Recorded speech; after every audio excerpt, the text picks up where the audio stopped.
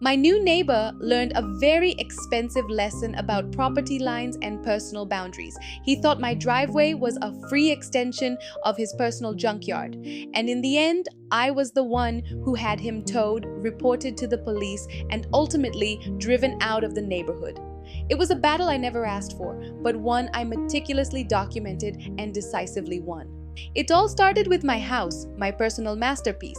For the better part of a decade, I had treated my freelance marketing career as a means to a single glorious end, a savings account I had named the Haven Fund.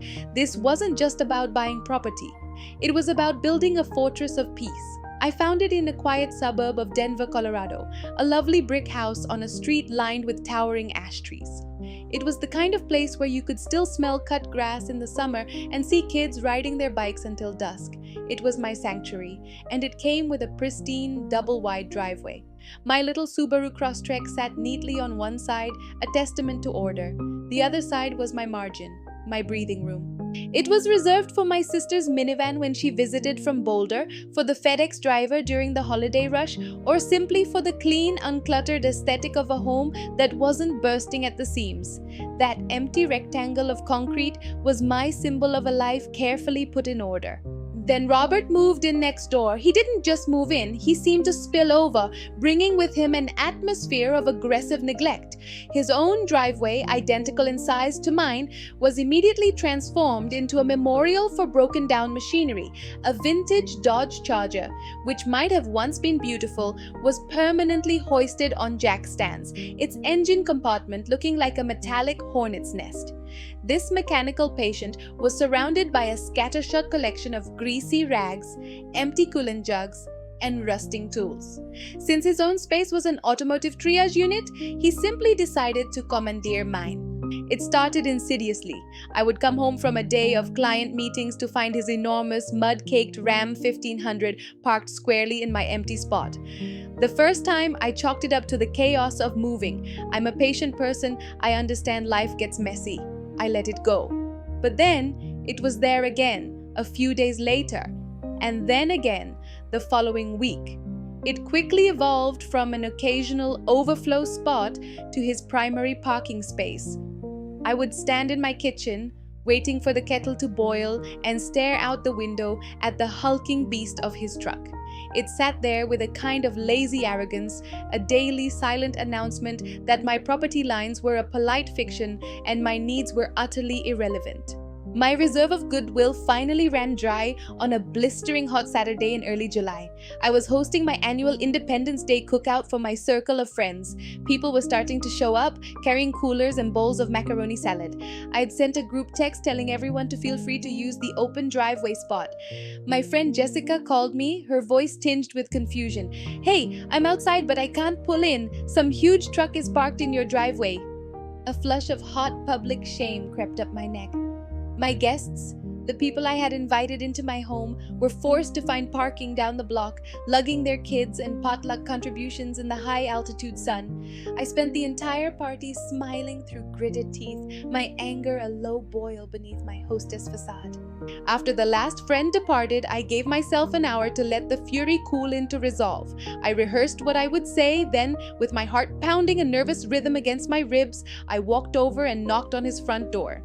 He answered, holding a can of Coors, his eyes slightly out of focus. He had the look of a man who sees other people primarily as obstacles. "Hi, Robert," I began, my voice a little too cheerful.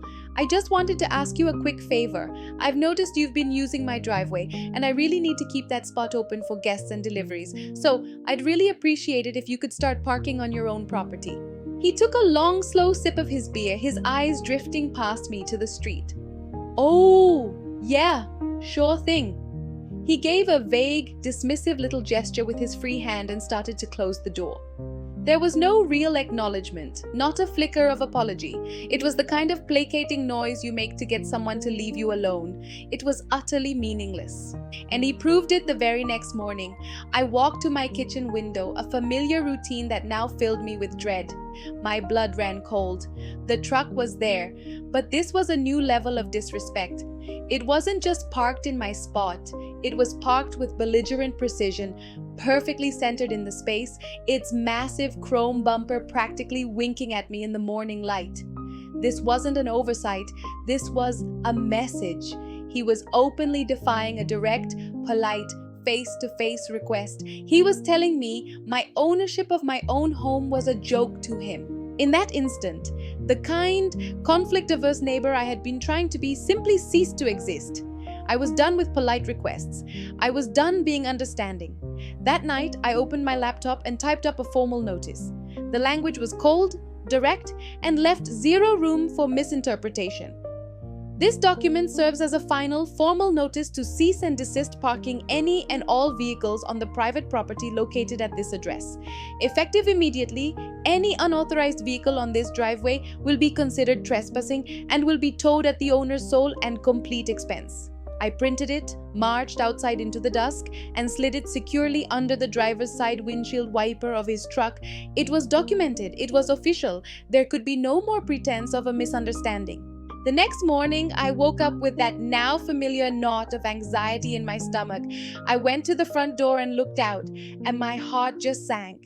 His truck was still there, an immovable monument to his own entitlement. And on my neatly trimmed front lawn, I saw my formal notice crumpled into a tight, angry little ball. He hadn't just ignored it, he had taken the time to read it, understand its intent, and then physically throw it back in my face. He had made a specific effort to show me his contempt. The anger I felt shifted into something else entirely. It became cold, clear, and focused. This was no longer a neighborly dispute. This was a project. I strode across my lawn, picked up the crumpled letter, and walked to his door. I didn't knock. I banged on it with the flat of my palm. He yanked the door open, shirtless and bleary-eyed. "What is it now?" he snarled. My voice was quiet, all the heat burned out of it. "Robert, you have 1 minute to move your truck. You are trespassing on my property. I gave you a final written warning, which I see you received." He actually scoffed, a short, ugly sound. "Lady, you need to find a hobby. It's a parking space. You're not even using it. It's not a big deal. Get over yourself." That was the moment. That was the final click of the lock. I finally understood. I was not dealing with a reasonable person. I was dealing with a man who operated in a universe of one, where his convenience was the only law that mattered. He didn't see my polite requests as legitimate concerns. He saw them as the nagging complaints of an uptight woman. He didn't respect boundaries because in his mind, they simply shouldn't apply to him. Very well. If he couldn't understand the language of words, he was about to get a crash course in the language of consequences. I turned around without saying another word, walked back into my house, and immediately sat down at my desk. I Googled 24-hour towing Denver and found a company with a long list of stellar reviews. I dialed the number. In a calm, steady voice, I explained the situation. I had a vehicle trespassing on my private property. The property lines were clearly defined, and I had issued multiple warnings to the vehicle's owner, including a formal written notice. The dispatcher was professional and efficient. "Yes, ma'am. As long as it is your deeded property, we have the authority to remove it. We can have a truck on site in under an hour." That hour was one of the most deeply satisfying hours of my adult life. I made a fresh cup of tea, settled into my favorite armchair with a clear view of the driveway, and I waited. Soon, a massive flatbed tow truck came lumbering down my quiet street, its yellow strobes casting pulsing light across my living room walls. A large, capable driver hopped out, confirmed the address on my house, glanced at the obvious property line, and set to work with a beautiful and brutal efficiency. The rattle of the heavy chains, the solid clank of the hook being secured to the truck's frame, and the high-pitched whine of the winch motor were like a symphony of overdue justice. In less than 10 minutes, Robert's Ram 1500 was being hoisted ignominiously onto the flatbed. As the tow truck pulled away, disappearing around the corner, I felt a wave of pure, unadulterated triumph wash over me. Robert, unfortunately, missed the show, but his reaction later that evening was a decent consolation prize. Around 8:30, my front door was rattled by a frantic, violent pounding. It was less a knock and more of a physical assault on the wood. I opened it to find him on my porch, his face a blotchy, furious red. "Where is my truck?" he yelled, his voice cracking with rage. I leaned against the doorframe, adopting a posture of calm detachment that I knew would infuriate him. Your truck? You must mean the one that was illegally parked in my driveway for the third consecutive day, the one for which I gave you a written warning. I had it towed. Here's the number for the impound lot. I held out a small slip of paper on which I had neatly written the towing company's name and phone number. His face cycled through a series of emotions, finally landing on sputtering disbelief. You can't do that. That's theft. I'm calling the police. A small, genuine smile found its way to my lips. Please do, Robert. I would welcome their involvement. You see, I've started a file. It contains dated photographs of your truck on my property over the last month. It includes a scanned copy of the formal warning I gave you, as well as a photograph of that same notice crumpled on my lawn this morning. I also have a log of our verbal conversations, including the one where you acknowledged my request and then deliberately ignored it. So please, let's get the authorities involved. I am very eager to present my evidence. All the righteous fury just seemed to leak out of him. The thread vanished from his lips. His entire body sagged as the reality of his situation crashed down. He had been so thoroughly and completely outplayed. He snatched the paper from my hand, shot me a look of pure venomous hatred, and stomped back to his own house, slamming his door so hard my windows rattled. A neighbor later told me the bill to retrieve his truck from the impound lot, with the tow, the daily storage fees, and various administrative penalties, came to over $700. I thought, somewhat naively, that this expensive lesson would be the end of it. But Robert was not a man who learned from his mistakes. He was a man who doubled down on them. He never parked in my driveway again. Instead, he devised a new, more insidious form of harassment. He began parking his truck on the public street, but he positioned it perfectly at the edge of my driveway's curved entrance. He left just enough room for my Subaru to get by, but it required a stressful, multi-point turn every single time I left or came home, my tires kissing the curb with each maneuver. It was a masterpiece of passive aggression, a constant physical reminder of his petty rage. He was trying to bait me into a shouting match to make me look like the crazy one. I refused to take the bait.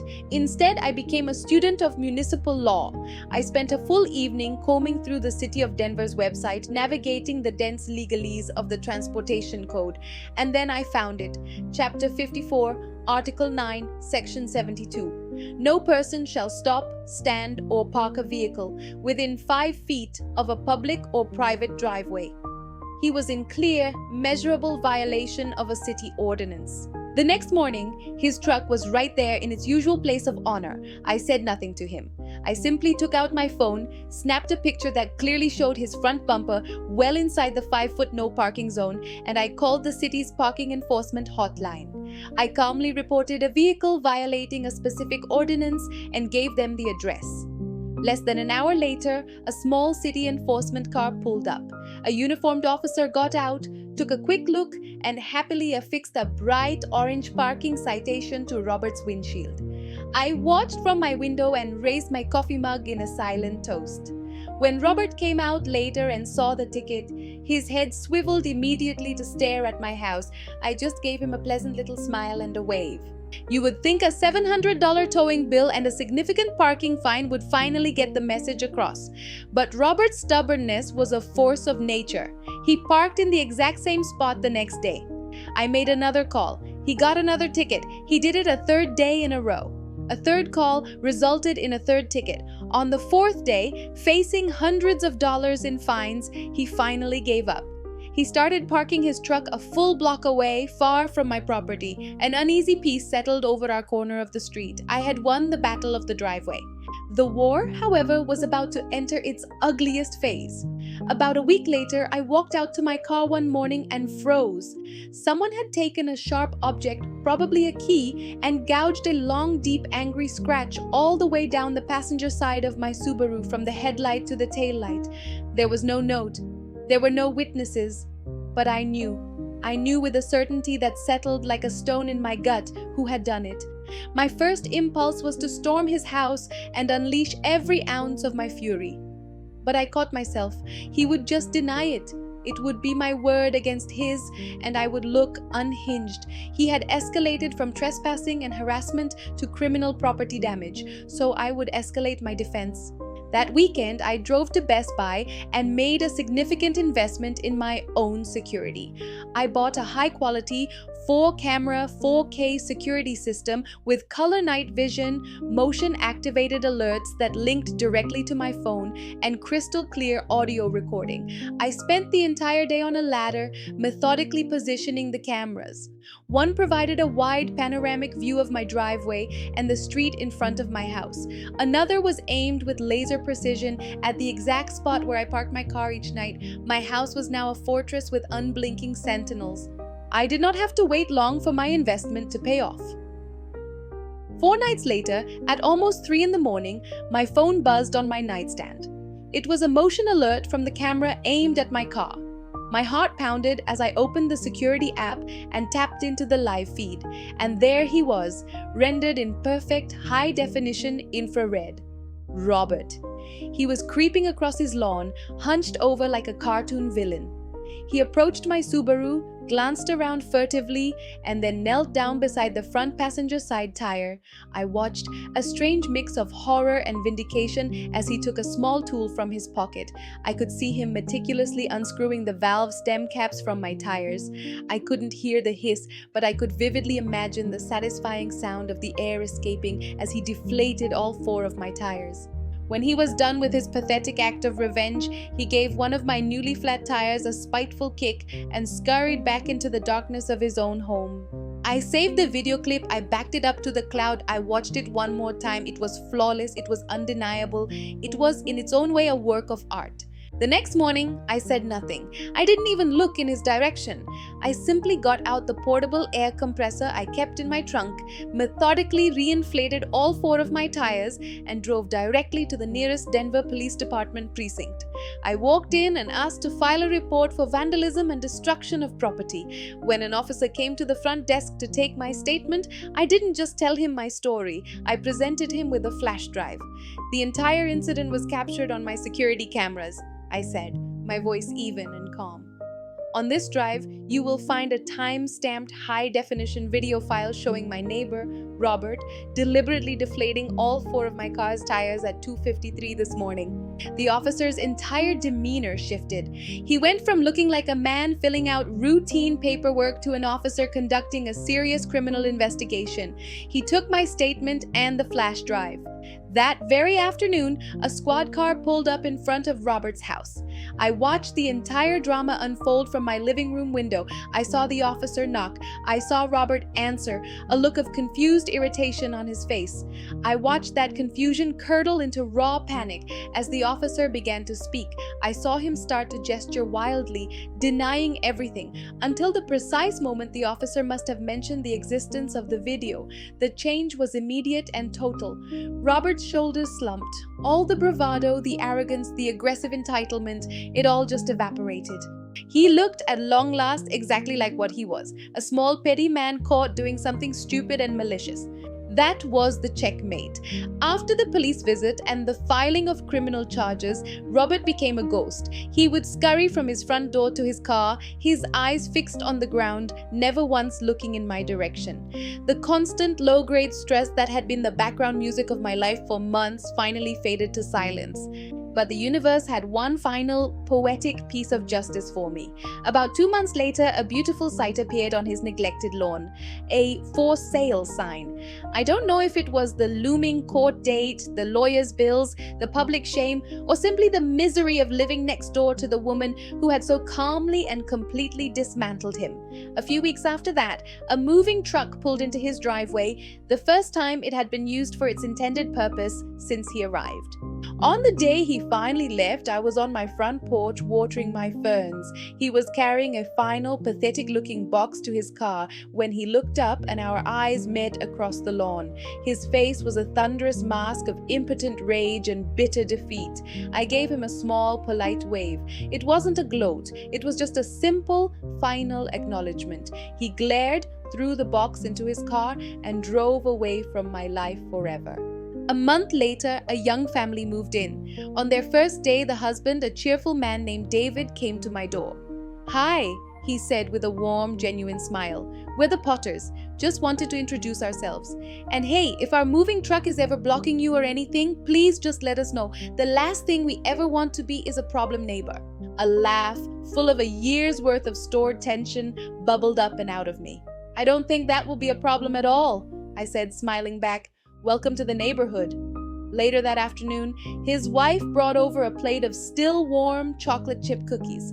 Standing in my quiet, peaceful house, looking out at my beautiful, empty driveway, I ate a cookie and knew with absolute certainty that the war had been worth fighting. Robert had picked a fight with the wrong woman, and all it got him was evicted from his own life. I got my sanctuary back, and the cookies were delicious.